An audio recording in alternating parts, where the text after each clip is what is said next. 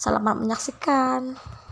Jadi langsung saja kita mulai. Yang pertama, bagaimana ilmu pengetahuan alam itu diperoleh sehingga dapat diakui sebagai ilmu pengetahuan?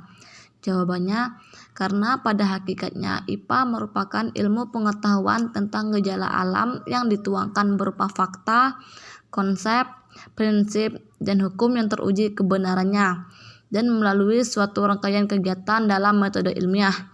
Awal IPA dimulai pada saat manusia memperlihatkan gejala-gejala alam, mencatatnya, kemudian mempelajarinya. Pengetahuan yang diperoleh mula-mula terbatas pada hasil pengamatan terhadap gejala alam yang ada. Kemudian makin bertambah dengan pengetahuan yang diperoleh dari hasil pemikirannya. Dan juga ilmu pengetahuan itu sendiri ialah usaha-usaha sadar untuk menyelidiki, menemukan, meningkatkan pemahaman manusia dari berbagai seni kenyataan dalam alam manusia. Segi-segi ini dibatasi agar dihasilkan rumusan yang pasti.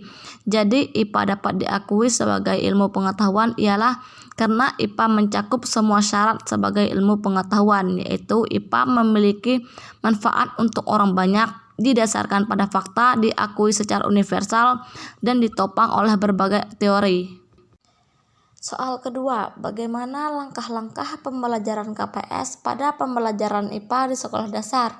Jawabannya, dalam proses belajar mengajar, guru hendaknya selalu mengikut sertakan siswa secara aktif, guna mengembangkan kemampuan-kemampuan siswa antara lain kemampuan mengobservasi, merencanakan, dan melaksanakan penelitian, serta mengkomunikasikan hasil penemuannya. Langkah-langkah KPS secara detail yaitu yang pertama mengamati, yang kedua mengelompokkan, yang ketiga menafsirkan, yang keempat meramalkan, yang kelima mengajukan pertanyaan, yang keenam merumuskan hipotesis, yang ketujuh merencanakan percobaan, yang kedelapan menggunakan alat atau bahan. Soal ketiga, perbedaan kurikulum KTSP dan 2013 ditinjau dari karakteristiknya. Kemudian mana yang lebih baik menurut kalian? Jawabannya, karakteristik KTSP yaitu pertama, dilihat dari desainnya. KTSP adalah kurikulum yang berorientasi kepada disiplin ilmu. Hal ini dapat kita lihat pertama, struktur program KTSP yang memuat sejumlah mata pelajaran yang harus ditempuh oleh peserta didik. Kedua, KTSP adalah kurikulum yang berorientasi pada pengembangan individu.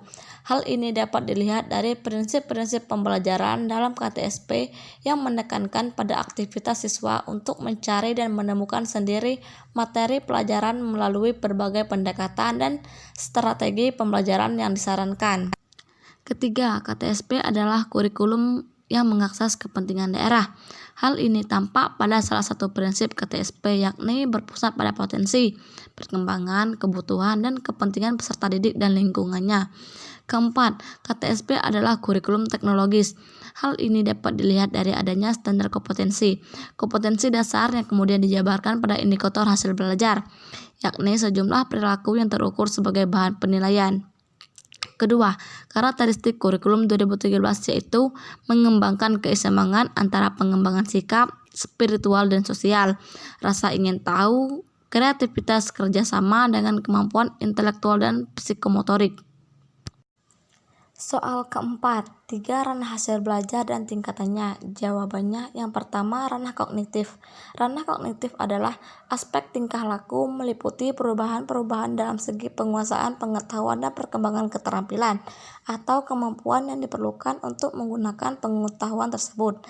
Ranah ini meliputi yang pertama pengetahuan, yang kedua pemahaman, yang ketiga aplikasi, yang keempat analisis, yang kelima sintesis, dan keenam evaluasi.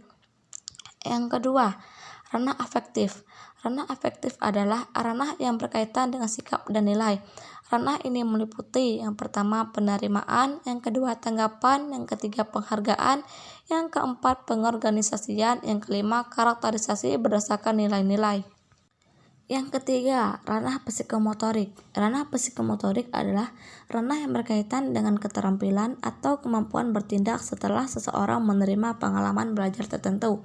Ranah ini meliputi yang pertama persepsi, yang kedua kesiapan, yang ketiga tanggapan terpimpin, yang keempat mekanisme, yang kelima tanggapan tampaknya kompleks, keenam penyesuaian, yang ketujuh penciptaan.